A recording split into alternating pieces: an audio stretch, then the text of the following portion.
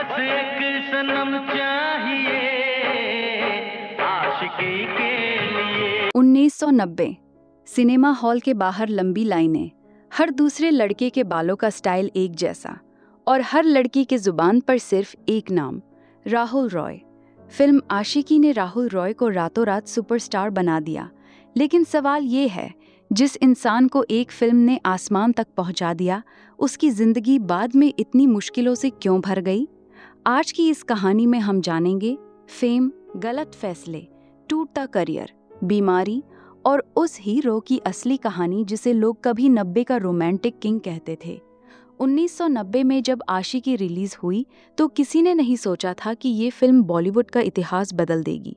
Film के गाने हर गली में बज रहे थे, कैसेट्स रिकॉर्ड तोड़ बिक रही थीं और फिल्म का नया चेहरा राहुल रॉय एक ही रात में स्टार बन चुका था।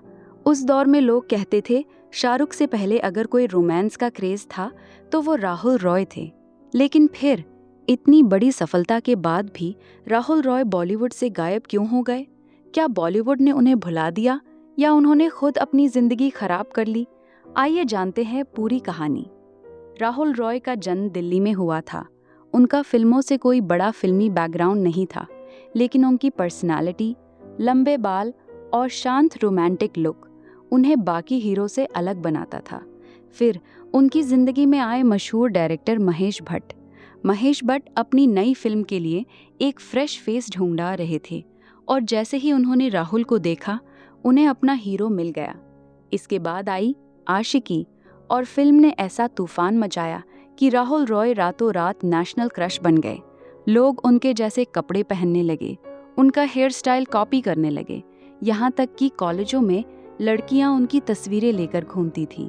लेकिन असली चुनौती अब शुरू होने वाली थी। बहुत बार बॉलीवुड में एक फिल्म आपको स्टार बना देती है, लेकिन अगली फिल्म तय करती है कि आप स्टार बने रहेंगे या नहीं। यही राहुल रॉय से बड़ी गलती हो गई। उन्होंने कई ऐसी फिल्में साइन की जिनकी कहानियां कमजोर थी।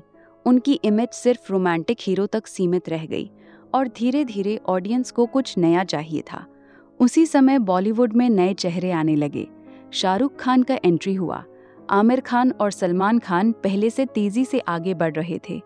इन एक्टर्स के पास अलग अलग तरह के रोल थे, लेकिन राहुल रॉय अपनी पुरानी इमेज से बाहर नहीं निकल पाए और यहीं से उनका करियर नीचे जाने लगा। बॉलीवुड में सफलता जितनी तेजी से मिलती है, उतनी ही तेजी से छिन भी जाती है।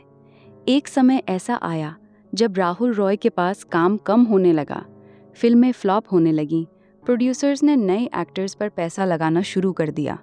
धीरे धीरे राहुल लाइमलाइट से दूर होते गए और सबसे दुख की बात, जिस इंडस्ट्री ने उन्हें सिर आंखों पर बैठाया था, उसी इंडस्ट्री ने उन्हें लगभग भुला दिया।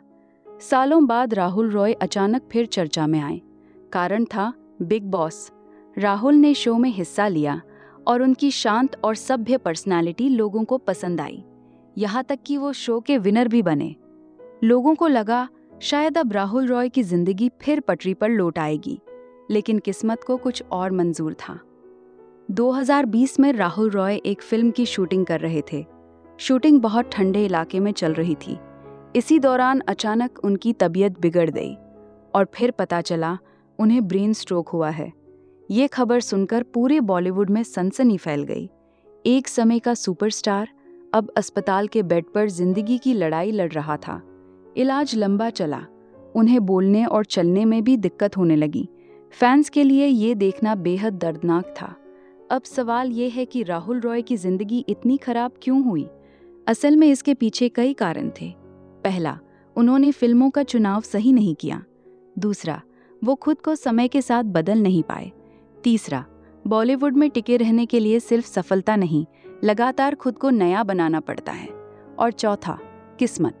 कई बार मेहनती और टैलेंटेड लोग भी वक्त के आगे हार जाते हैं। राहुल रॉय की कहानी सिर्फ एक अभिनेता की कहानी नहीं है। ये कहानी है उस चमकती हुई दुनिया की जहां तालियां बहुत जल्दी मिलती हैं, लेकिन उतनी ही जल्दी बंद भी हो जाती हैं।